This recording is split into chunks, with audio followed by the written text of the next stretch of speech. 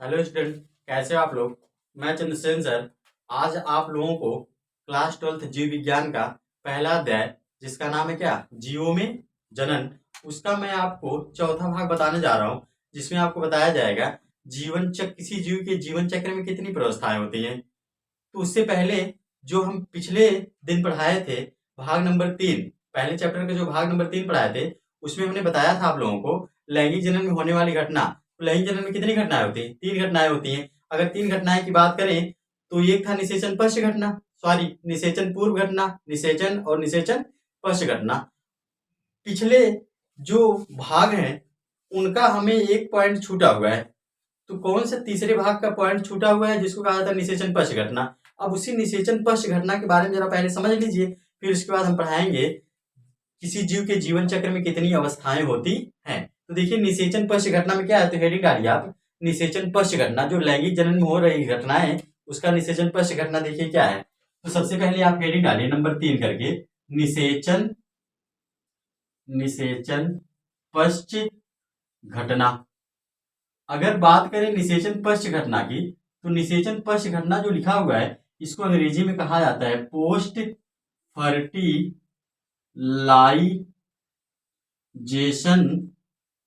Events.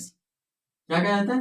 Post fertilisation events. अगर हम बात करें निषेचन पश्च घटना की, तो निषेचन के बाद जब नर और मादा जो दोनों लोग मिले हैं उसके बाद की जो सारी घटनाएं हैं, कहने का मतलब उस घटनाओं में बच्चों का निर्माण होगा, भ्रूण का डेवलपमेंट होगा, भ्रूण उद्भव, ये सब क्रियाएं होंगी। इसी क्रियाओं को कहा जाता है क्या, निषेचन पश्च घटना। तो देखिए इसमें क्या लिखा जाएगा, तो इसमें लिखिए आप लैंगिक लैंगिक जनन में निषेचन के पश्चात होने वाली घटना को निषेचन पश्च घटना कहते हैं। कहने का मतलब क्या है, लैंगिक जनन, कहने का मतलब लैंगिक जनन मतलब नर और मादा का मिलना। लैंगिक जनन में निषेचन के पश्चात मतलब निषेचन के बाद होने वाली घटना को क्या कहा जाता है, निषेचन पश्च घटना कहा जाता है। इस निषेचन के बाद होता क्या है, निषेचन के बाद होता है युग्मनज का निर्माण, युग्मनज बनता है और उस युग्मनज से बन जाता है क्या, भ्रूण। क्या बनता है, भ्रूण, जिसको कहते हैं भ्रूण उद्भव की क्रिया हो रही। कौन सी क्रिया हो रही, भ्रूण उद्भव की क्रिया होती है, समझ रहे। इसको कहा जाता है, इस पूरी घटना को कहा जाता है निषेचन पश्च घटना। अब देखिए युग्मनज जो आपके पास है, कौन है, युग्मनज, युग्मनज से भ्रूण बन रहा है। तो जो भ्रूण बन रहा है युग्मनज से, वो कैसे कैसे बनता है, तो दो रूप होते हैं। एक होता है ओविपेरस, क्या होता है, ओविपेरस, और दूसरा होता है क्या, वीवीपेरस, वीवीपेरस। अगर हम ओविपेरस की बात करें तो अंड प्रजक किसको कहते हैं, क्या कहते हैं, अंड प्रजक। और वीवीपेरस की बात करें तो इसको कहा जाता है क्या, सजीव प्रजक। क्या कहा जाता है, सजीव प्रजक। अब देखिए जो अंड प्रजक होते हैं इसमें कौन आते हैं, अंडे देने वाले जानवर, मतलब आप जानवर ना कह के जीव कह दीजिए। अंडे देने वाले जो जीव होते हैं उनको कहा जाता है क्या, ओविपेरस। और इधर क्या कहोगे, बच्चे देने वाले जीव। कैसे जीव, बच्चे देने वाले जीवों को कहा जाता है क्या, वीवीपेरस। क्या कहा जाता है, वीवीपेरस। तो आपका युग्मनज जो है वो दो तरीके से इसका निर्माण होगा, एक होता है ओविपेरस, दूसरा होता है क्या, वीवीपेरस। ओविपेरस मतलब होता है अंडे देने वाले जानवर और वीवीपेरस मतलब क्या, बच्चे देने वाले जानवर, समझ रहे। अब देखिए आगे अगर बात करें ये भ्रूण उद्भव क्या होता है, तो यहीं पे लिख लेंगे भ्रूण उद्भव। भ्रूण उद्भव जो होता है, भ्रूण उद्भव जो होता है युग्मनज से, किससे, युग्मनज से भ्रूण, क्या, भ्रूण बनना ही, युग्मनज से भ्रूण बनना ही क्या कहलाता है, भ्रूण उद्भव। क्या कहलाता है, भ्रूण उद्भव, जिसको कहते हैं इंग्लिश में एम्ब्रियोजेनेसिस। क्या कहते हैं, एम्ब्रियोजेनेसिस मतलब होता है भ्रूण उद्भव। भ्रूण उद्भव क्या होता है, युग्मनज जो बनता है, नर और मादा जब मिलेंगे तो युग्मनज हो जाएगा, युग्मनज से भ्रूण बनता है। उसी भ्रूण बनने की प्रक्रिया को कहा जाता है क्या, एम्ब्रियोजेनेसिस या भ्रूण उद्भव। अब देखिए आगे हम पढ़ेंगे, इसके बाद पढ़ेंगे हेडिंग कि जो जीव होता है उसके जीवन चक्र में कितनी अवस्थाएं होती हैं। तो आप इसको लिख लीजिए, उसके बाद हेडिंग डालिए जीवन चक्र की अवस्थाएं। लिख लिए? ओके ठीक है। अब आप हेडिंग डालिए जीवन चक्र की अवस्थाएं। जीवन चक्र की अवस्थाएं, जीवन चक्र की अवस्थाएं। तो इसको अगर हम बात करें तो इंग्लिश में कहा जाता है फेजेस इन लाइफ साइकिल। क्या कहा था? फेजेस इन लाइफ साइकिल, जीवन चक्र की अवस्थाएं। तो देखिए जो जीवन है, किसी जीव का जो जीवन चक्र है उसकी अगर बात करें तो जीवन चक्र की अवस्थाओं में हम लिखेंगे प्रजनन के संबंध में जीवों के जीवन चक्र में मुख्य रूप से कितनी अवस्थाएं होती हैं? 3 अवस्थाएं होती हैं। कितनी अवस्थाएं होती हैं? 3 अवस्थाएं। तो किसी जीव के जीवन चक्र में कितनी अवस्थाएं होती हैं? 3। तो इसको लिखिए, देखिए कैसे 3 होती हैं। तो यहां से आप लिखना प्रारंभ करोगे। जैसे नंबर 1 लिखिए, 1 2 फिर उसके बाद 3। तो जीवन चक्र में कितनी अवस्थाएं होती हैं? 3 अवस्था। कितनी? 3 अवस्था। 3 अवस्थाएं। अब देखिए बात करें, इस तरह से बना लीजिए 3 फेजेस कौन कौन से हैं। तो सबसे पहला आप लिखोगे किशोरावस्था। दूसरा लिखोगे प्रजनन अवस्था।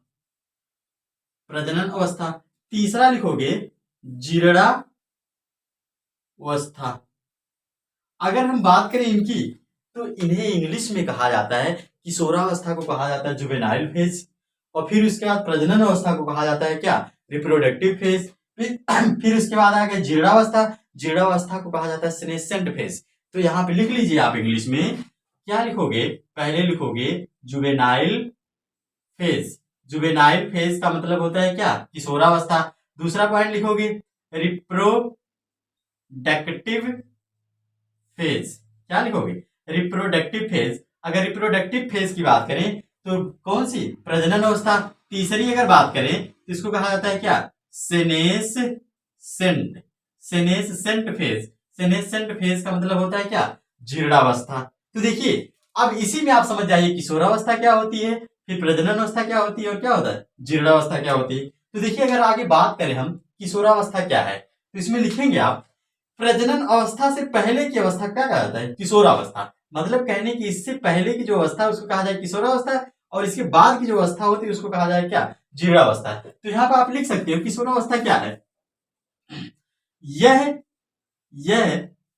किसी जीव के जीवन चक्र की वह अवस्था है जिसमें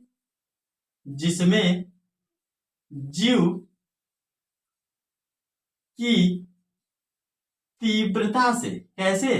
तीव्रता से वृद्धि होती है। यह किसी जीव के जीवन चक्र की वह अवस्था है जिसमें जीव की तीव्रता से क्या होती है? वृद्धि होती है। देखिए अगर हम बात करें तो क्या लिखा है? यह किसी जीव के जीवन चक्र की वह अवस्था है। यह किसी जीव के जीवन चक्र की वह अवस्था है जिसमें जीव की तीव्रता से वृद्धि होती है। समझ रहे? अब देखिए अगर हम बात करें यह जो अवस्था है किशोरावस्था, यह क्या है? प्रजनन अवस्था से पूर्व का समय है। तो यहाँ पे आप लिख सकते हो किशोरावस्था क्या है? प्रजनन अवस्था से पहले की अवस्था होती है। इसमें देखो तीव्रता से वृद्धि का मतलब ये होता है जैसे नर हो गए और क्या हो गए? मादा। तो नर में आप देखोगे बच्चा अगर 11 साल का है तो 13 साल का हो जाएगा, अकस्मात आपको पता नहीं चलेगा, क्योंकि उसी समय क्या हो जाती है? बहुत फास्ट ग्रोथ हो जाती है। समझ रहे? बॉय हो या तो गर्ल हो, दोनों में बहुत फास्ट ग्रोथ होती है। तो इसी को कहा जाता है क्या? किशोरावस्था। दूसरा पॉइंट आप समझिए प्रजनन अवस्था क्या होता है। तो यहाँ पे लिखेंगे यह किसी जीव के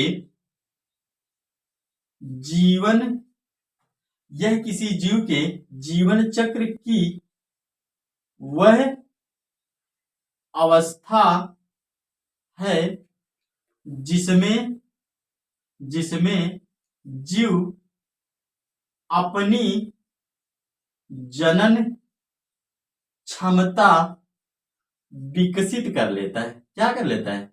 जनन क्षमता विकसित कर लेता है।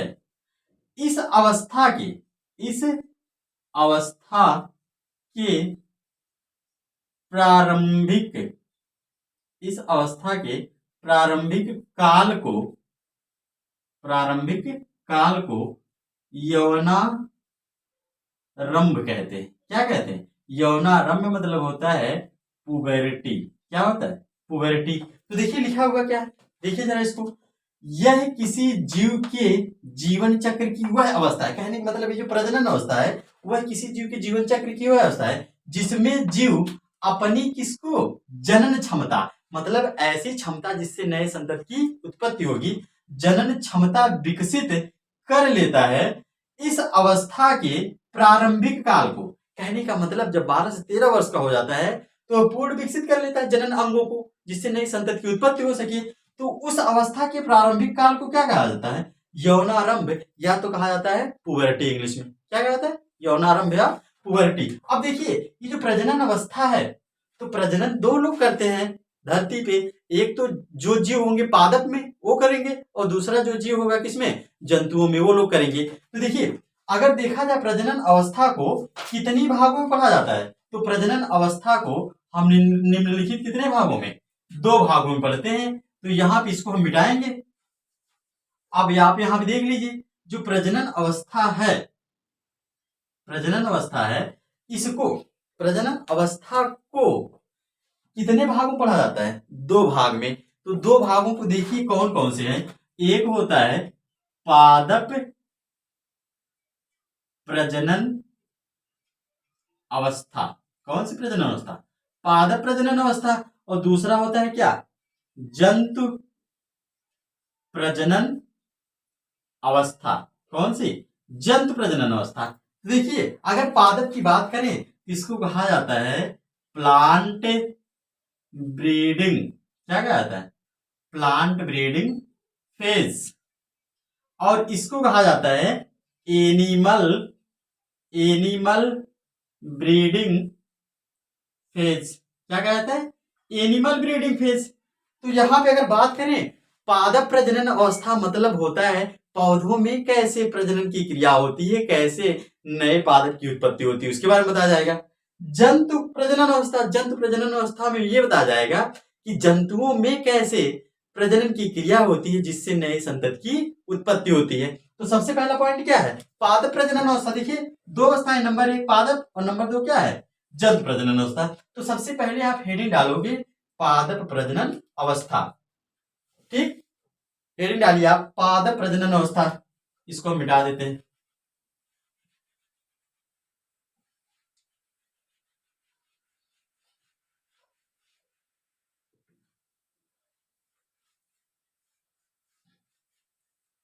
पादप प्रजनन अवस्था। अब देखिए पादप प्रजनन अवस्था की बात करें तो इसमें लिखा क्या जाएगा? इसमें लिखा जाएगा पुष्पी पौधों के आधार पर, पुष्पी पौधों को आधार पर पादप प्रजनन अवस्था को पुष्पी पौधों के आधार पर पादप प्रजनन अवस्था को कितने प्रजनन अवस्था को 2 भागों में, कितने भागों में? 2 भागों में विभाजित किया गया है। कहने का मतलब पुष्प के आधार पर ये देखा जाता है पौधे कितने तरीके से क्या करते हैं? प्रजनन की अवस्था करते हैं। तो कितने तरीके से कर रहे हैं? 2 तरीके से। अब देखिए 2 तरीका कौन कौन सा है, तो यहां पे आप लिखेंगे दोनों तरीकों को। तो सबसे पहला पॉइंट आएगा मोनो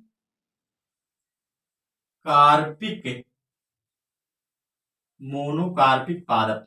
कौन सा पादप? मोनोकार्पिक पादप। यहां पे लिखोगे मोनोकार्पिक प्लांट। और दूसरा होगा, दूसरा जो है उसको कहते हैं क्या? पॉलीकार्पिक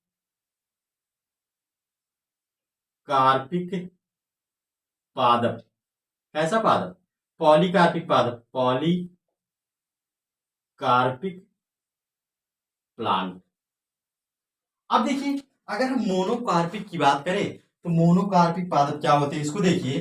कहने का मतलब, मोनोकार्पिक का मतलब क्या है? ऐसे पौधे जो अपने पूरे जीवन काल में एक बार पुष्प धारण करें और उसके बाद फल उत्पन्न करें और उसके बाद मृत्यु प्राप्त करें, ऐसे पौधे को कहा जाता है क्या? मोनोकार्पिक पादप। तो देखिए यहां पे लिखेंगे, इसमें लिखेंगे मोनोकार्पिक पादप में लिखेंगे ऐसे पादप, ऐसे पादप जो अपने पूरे जीवन काल में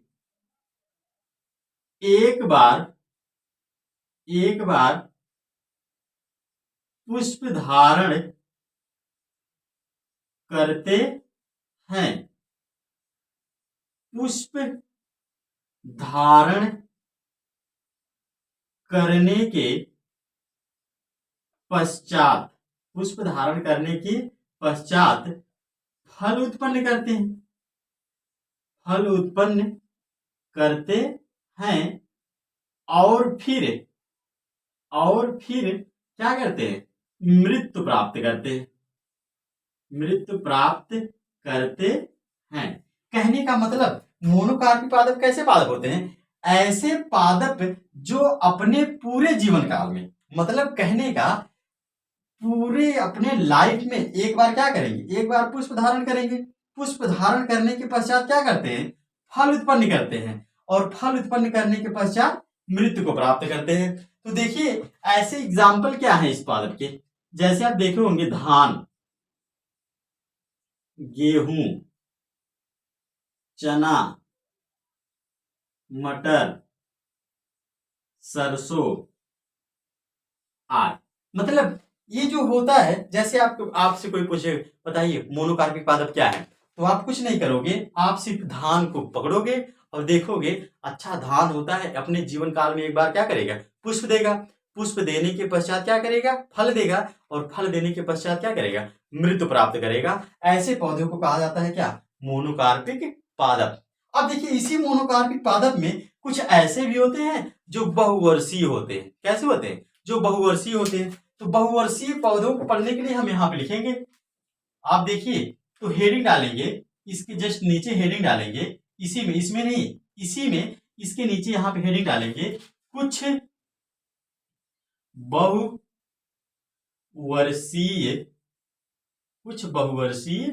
पादप। कैसे पादप? कुछ बहुवर्षीय पादप। अगर हम कुछ बहुवर्षीय पादप की बात करें तो कौन कौन से पादप होंगे? देखिए जरा, कुछ बहुवर्षीय पादप, तो इसको आप बिल्कुल सिस्टमैटिक ढंग से एक टेबल बनाइए, उसमें लिखिए अनयूजुअल फ्लावरिंग फेनामिनॉन। मतलब अनयूजुअल फ्लावरिंग फेनामिनॉन अगर देखा जाए तो इसको हम कुछ बहुवर्षीय पादप को एक टेबल में पढ़ेंगे, सुंदर सा। बिल्कुल आप लोग साफ साफ लिखिएगा तभी समझ में आएगा। यहां पर हम लिख दे रहे हैं, टेबल बना दे रहे हैं, समझ रहे? अब देखिए सबसे पहला जो पादप लिख रहे हैं उसका नाम है क्या? बंबू। क्या है? बंबू। बंबू का मतलब होता है क्या? बांस। बंबू मतलब बांस। अब देखिए अगर हम बांस की बात करें तो बांस जो होता है वो भी अपने जीवन काल में एक बार पुष्प देगा, फल देगा और फिर क्या करेगा? मृत्यु प्राप्त करेगा। उसको भी कहा जाएगा मोनोकार्पिक पादप। लेकिन तो बांस ऐसा पौधा है जो क्या है? वह बहुत वर्षों तक जीता है, इसीलिए लिखा गया कुछ बहुवर्षीय मोनोकार्पिक पादप। आप पूरे लाइन को बढ़ा सकते हो, यहाँ पे लिख सकते हो मोनोकार्पिक पादप, कुछ बहुवर्षीय मोनोकार्पिक पादप। तो यहां सबसे पहले लिखा हुआ क्या है? बांस। तो देखिए बांस में क्या खूबी है? यहां पे अगर बात करें हम तो आप अंग्रेजी में लिखिए फ्लावर्स, क्या लिखोगे?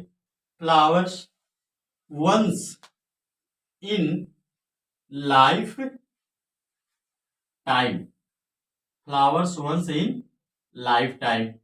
कहने का मतलब ये जो फूल होता है बांस का, बांस का जो पुष्प होता है अपने जीवन काल में, अपने जीवन काल में सिर्फ एक बार बांस का पौधा पुष्प धारण करेगा, समझ रहे हो, पूरे जीवन काल में। और दूसरी बात क्या है, अब देखिए दूसरी बात क्या है, वो भी कब? After 50 to 100 years. कहने का मतलब जो 50 से 100 वर्ष के बाद ऐसी घटना होगी वह अपने जीवन काल में एक बार पुष्प धारण करेगा। और फिर उसके बाद तीसरा पॉइंट क्या है? तीसरा पॉइंट देखो जरा, produce produce fruit, produce fruit and die. क्या है? Produce fruit and die. कहने का मतलब फल की उत्पत्ति करेगा और फिर उसके बाद क्या करेगा? मृत्यु प्राप्त करेगा। तो यहाँ पे आप इस चीज को अंडरलाइन कर लीजिए, फल की क्या करेगा? उत्पत्ति करेगा, फिर उसके बाद मृत्यु प्राप्त करेगा। दूसरा जो पौधा है, दूसरा जो पौधा है इसका नाम होता है क्या? नीला कुरेंजी। क्या नाम है? नीला कुरेंजी, या तो इसको कहा जाता है स्ट्रोबिलेंथस कुंथी कुंथी आना। क्या कहा जाता है? स्ट्रोबिलेंथस कुंथियाना, इस नीला कुरंजी को कहा जाता है। अब देखिए नीला कुरंजी की अगर बात करें तो नीला कुरंजी क्या होता है? स्ट्रोबिलेंथस कुंथियाना इसको कहा जाता है दूसरे नाम से।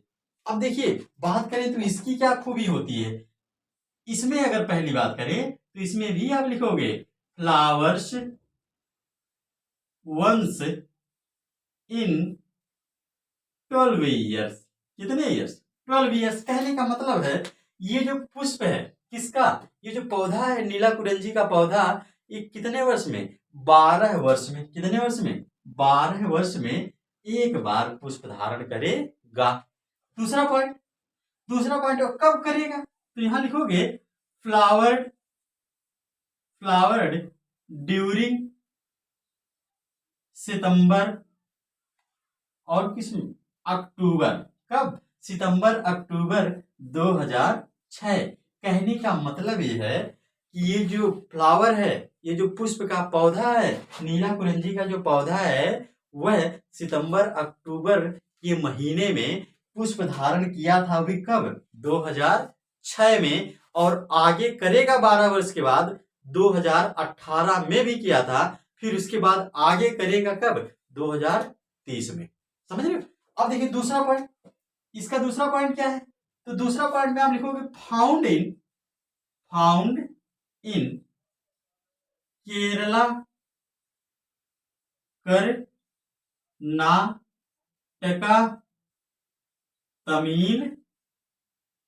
तमिलनाडु। केरला कर्नाटका तमिलनाडु में ये पौधा पाया जाता है। और फिर चौथा पॉइंट अगर बात करें इसकी तो क्या है? इसका जो कलर होता है, क्या होता है? कलर वो कैसा होता है? ब्लू कलर का होता है। तो देखिए मोनोकार्पिक पादप की अगर बात करें तो मोनोकार्पिक पादप क्या है? ऐसे पौधे जो अपने पूरे जीवन काल में एक बार पुष्प धारण करते हैं, पुष्प धारण करने के पश्चात फल देते हैं और फल देने के पश्चात मृत्यु प्राप्त करते हैं, उनको कहा जाता है क्या? मोनोकार्पिक पादप। जैसे आगे अगर बात करें मोनोकार्पिक पादप में कुछ बहुवर्षीय पादप होते हैं, तो उसमें देखिए कुछ बहुवर्षीय पादप में हमने सबसे पहला पादप लिखा है क्या? बंबू। बंबू मतलब होता है एक बांस। बंबू मतलब क्या होता है? बांस। अगर बांस की बात करें तो बांस क्या होता है? Flowers one in lifetime. कहने का मतलब अपने पूरे जीवन काल में एक बार क्या करेगा? फूल देगा। फिर उसके बाद लिखा है वह फूल कब दे रहा है? 50 से 100 वर्ष के बीच में, या तो उसके बाद फूल धारण करेगा, फिर उसके बाद फूल देने के बाद फल देता है और फल देने के बाद मृत्यु प्राप्त करता है। ये होता है क्या? मोनोकार्पिक पादप। दूसरा मोनोकार्पिक पादप क्या है? नीला कुरंजी स्ट्रोबिलेंथस कुंथियाना। अगर नीला कुरंजी स्ट्रोबिलेंथस कुंथियाना की बात करें तो इसमें लिखा है फ्लावर्स वंस इन 12 ईयर। कहने का मतलब 12 वर्ष में सिर्फ एक बार फूल धारण करेगा। फिर उसके बाद कब? फ्लावर ड्यूरिंग सितंबर अक्टूबर के महीने में। कहने का मतलब सितंबर अक्टूबर के महीने में यह पुष्प जो है वो क्या करता है? फूल धारण करता है, यह पौधा फूल धारण करता है। फिर उसके बाद बात करें फाउंड इन केरला, कहाँ पे पाया जाता है? तो कहाँ पाया जाता है? केरला कर्नाटका और तमिलनाडु में पाया जाता है। फिर इसके बाद बात करें तो इसका कलर कैसा होता है, तो जो नीलाकुरेंजी स्टोबिलंथस कुंथियाना होता है उसका कलर कैसा होता है, ब्लू कलर का होता है। कैसा होता है, ब्लू कलर का। अब देखिए हम इस टॉपिक पे क्वेश्चन आपको कुछ कर रहे हैं जो आप पुट अप करके हमको कहाँ पे कमेंट बॉक्स में बताएंगे। देखिए सबसे पहला पॉइंट जो है उसको आप जानिए कि निषेचन पश्च घटना के फलस्वरूप किस चीज का निर्माण होता है। दूसरा क्वेश्चन है जो नीलाकुरेंजी स्टोबिलंथस कुंथियाना है इसका कलर कैसा होता है और यह कहां पे पाया जाता है। तीसरा क्वेश्चन देखिए, तीसरे क्वेश्चन की बात करें तो किसी जीव के जीवन चक्र में कितनी प्रवस्थाएं होती हैं। फिर उसके बाद बात करें जो जीव है उसमें रिप्रोडक्शन अवस्था प्रजनन अवस्था के दौरान क्या होता है, उसको कहते क्या है। पांचवा क्वेश्चन देखिए, पांचवें क्वेश्चन में जो है वो हम बात करेंगे जो बम्बू होता है, बांस का पौधा होता है वह अपने पूरे जीवन काल में कितनी बार पुष्प धारण करता है। आप लोगों को अगर ये वीडियो पसंद आया हो तो प्लीज इसको सब्सक्राइब और लाइक जरूर करें। थैंक यू, धन्यवाद।